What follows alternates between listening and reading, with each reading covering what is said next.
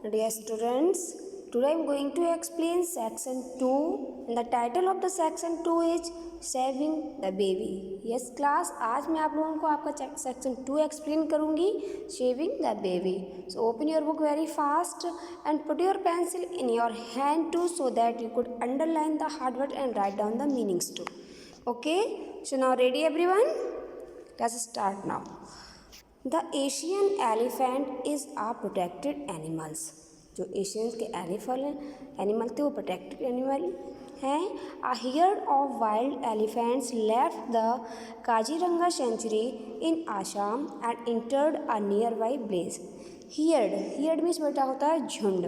Wild animal means जंगली जानवरों का झुंड. तो जंगली जानवरों का जो झुंड था लेफ्ट द काजीरंगा सेंचुरी, वो काजीरंगा सेंचुरी से निकलकर, जो काजीरंगा सेंचुरी कहाँ है? इन आसाम में.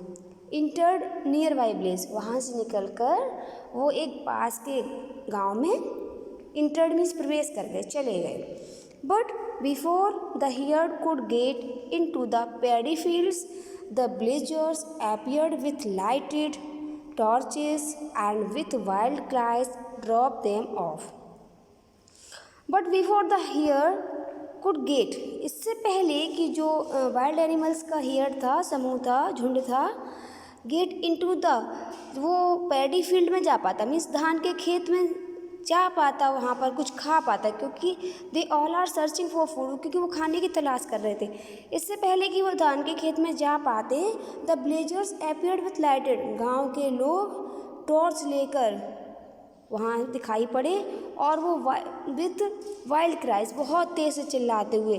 जिससे क्या हुआ, और चिल्लाकर उन्होंने टॉर्च से डराकर उनको वहाँ से ड्रॉप देम अप, उनको वहाँ से भगा दिया, निकाल दिया. गाँव के लोगों ने टॉर्च उनके ऊपर लगाकर और बहुत तेज़ आवाज़ में चिल्लाकर उनको डराकर वहाँ से भगा दिया. In the panic and confusion that followed a baby elephant fell into a pit. क्या होता है बेटा फिर? इन द पैनिक मीन्स घबराहट में. जब भी कोई सडनली कोई काम होता है, एकदम से कोई सडनली आ जाता है तो सभी लोग घबरा जाते हैं. तो उसी तरीके से जब वहाँ हियर्ड ऑफ वाइल्ड एनिमल्स था और गांव के लोग आकर एकदम से वहाँ बहुत तेज़ आवाज़ में उन पर चिल्लाने लगते हैं, टॉर्चेस दिखाते हैं, तो सारा जो हियर्ड था वो घबरा जाता है. एंड कन्फ्यूजन में a baby elephant fell into a pit means होता है गड्ढा. एक एलिफेंट का बेबी एक गड्ढे में गिर जाता है. एंड वाज लेफ्ट बिहाइंड, और वहीं पीछे छूट जाता है, क्योंकि सारे एलिफेंट तो उनकी आवाज़ सुनकर और टॉर्च से डरकर वहाँ से भाग जाते हैं, चले जाते हैं. लेकिन जो बेबी एलिफेंट होता है वो एक पिट में गिर जाता है और वहीं पर वो छूट जाता है. Next line. Nalia a greedy villager found the baby and decided to sell it off. See everyone, Nalia is a new character in this chapter. Nalia is a greedy villager. इस चैप्टर में एक हमारा न्यू कैरेक्टर आया. What is the name? Nalia. Nalia एक person है जो गांव का बहुत ही लालची व्यक्ति. उसी गांव में जहां उन लोगों ने इंटर्ड किया था वाइल्ड एलिफेंट ने, ये उसी गांव का एक आदमी होता है जो बहुत ही लालची होता है. उसी को ये एलिफेंट बेबी मिल जाता है. जो नालिया है उसी को वहाँ पर ये बेबी एलिफेंट पिट में मिल जाता है. And decided to sell it off, तो वो इसको सेल करने का, बेचने का सोच लेता है, बेचने का डिसाइड कर लेता है कि वो इसको बेच देगा. ऐसा उसने क्यों सोचा? बिकॉज ही वॉज वेरी ग्रेडी, वो बहुत ही लालची था. तो उसने सोचा कि मैं इस एलिफेंट बेबी को सेल कर दूंगा तो उससे मुझे पैसे मिल जाएंगे. Read how the three friends, Dhanai, Babul and Jonty, rescue the baby elephant and help it to get back to its mother. Again, three new characters are Dhanai, Babul and Jonties. They are friends. यहाँ पर बेटा देखिए फिर से three new characters आ गए हैं. And the names are Dhanai, Babul and Jonty. They are friends, ये तीनों दोस्त होते हैं. They rescue the baby elephant. Rescue means होती है कि किसी से बचाना. तो वो किस तरीके से बेबी एलिफेंट को बचाते हैं और उसको उसकी माँ तक वापस पहुँचाते हैं. We will read about this in this chapters. इसके बारे में हम पूरा इस चैप्टर्स में पढ़ेंगे, किस तरीके से वो थ्री फ्रेंड्स मिलकर बेबी एलिफेंट्स को बचाते हैं. Okay, so now first paragraph.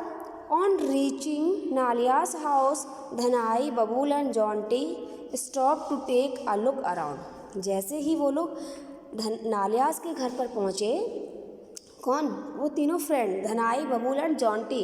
जैसे ही वो नालियास के घर पर पहुंचते हैं, stop to take a look around, थोड़ी देर के लिए रुकते हैं और वहाँ चारों तरफ देखते हैं। The house was in total darkness, तो जो घर था वहाँ पर अंधेरा था, वहाँ पे पूरी तरीके से। They entered the compound from the side over the bamboos fencing, वहाँ उसके चारों तरफ बैम्बो मिस, आप लोग भी जानते हैं बमूल होता है, sorry bamboo miss, bamboo miss क्या होता है बेटा? बैम्बो मिस होता है बांस, ठीक है। तो वहाँ उसके घर के चारों तरफ बांस की चारदीवारी टाइप की बनी हुई थी, आपने वो गांव में भी देखा होगा उस तरीके का। तो the house was in total darkness, घर पे बुरी तरीके से अंधेरा था। दे इंटर द कंपाउंड, वे घर के अंदर प्रवेश कर जाते हैं। फ्रॉम द साइड, उस साइड से। Over the bamboo fencings, bamboo की फेंसिंग चारों तरफ बनी हुई थी, उसी के ऊपर से वहाँ पर प्रवेश कर जाते हैं, चले जाते हैं घर के अंदर। Taking care not to make the silent sound, और वो कोई भी आवाज़ नहीं करते हैं, बिल्कुल बहुत ही केयरफुल होकर बिना आवाज़ किए वो घर के अंदर चले जाते हैं। They circled the house, reach the cow shed at the back, और वो घर के अंदर जाकर फिर घर के पीछे वहाँ पर जहाँ काउ शेड बना हुआ था, जिसमें बहुत सारी काउस थी, वहाँ पहुँच जाते हैं जो घर के पीछे बना हुआ था। एंड स्टॉप सडनली, और अचानक से रुक जाते हैं।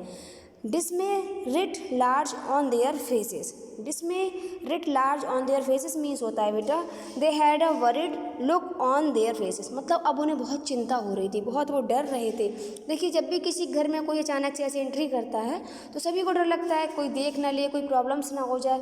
तो इस तरीके से वो तीनों जो फ्रेंड्स थे उनके भी फेस पर बहुत सारी चिंताएँ दिख रही थी, बहुत डर था।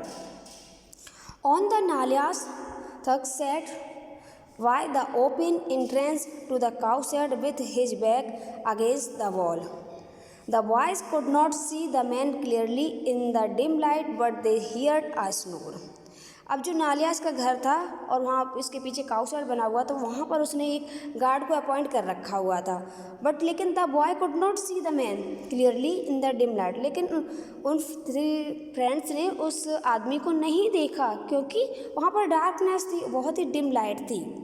But they heard a snore, snore means होता है बेटा घर्राटे, लेकिन उन लोगों को घर्राटे की आवाज़ आ रही थी। तो द नालियास गार्ड वाज अस्लीप, मतलब जो नालिया का वहाँ पे गार्ड था वो सो गया था।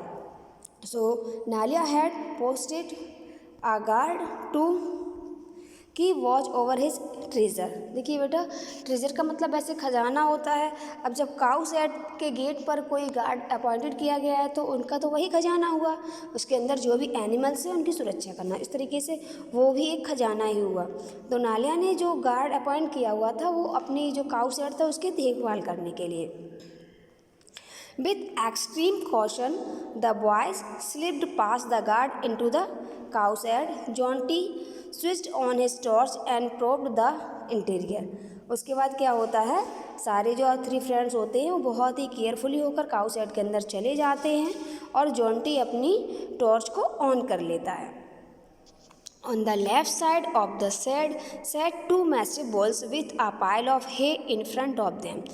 लेफ्ट साइड उन्होंने देखा, उधर पे दो बुल्स बैठे हुए थे और उन बुल्स के आगे पाइल ऑफ है का मतलब भूसा का ढेर, जो जानवर खाते हैं भूसा बोलते हैं उसको, आप सभी लोग जानते होंगे, चारा भी बोल सकते हैं, उसका ढेर लगा हुआ था। लेफ़्ट साइड में दो बुल्स बैठे हुए थे और वहाँ पर उनके आगे पाइल ऑफ है था, मतलब भूसा का ढेर लगा हुआ था, मतलब वो खा रहे थे भूसे को।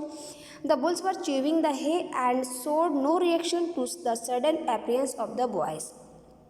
जब कोई भी इंसान कहीं इंगेज होता है तो दूसरा ध्यान कम जा पाता है। इस तरीके से जो बुल्स थे वो तो भूसे खा रहे थे, चबा रहे थे, मतलब खा रहे थे। इसलिए जैसे ही उन थ्री बॉयज़ का वहाँ एंट्री हुई, वो थ्री बॉयज़ वहाँ पहुँचे तो उन बुल्स ने उन पर कोई रिएक्शन नहीं किया, मतलब ऐसा लग रहा था जैसे उन्होंने उनको देखा ही ना हो। In the extreme right-hand corner, the elephant cough was tied to a stout bamboo pole.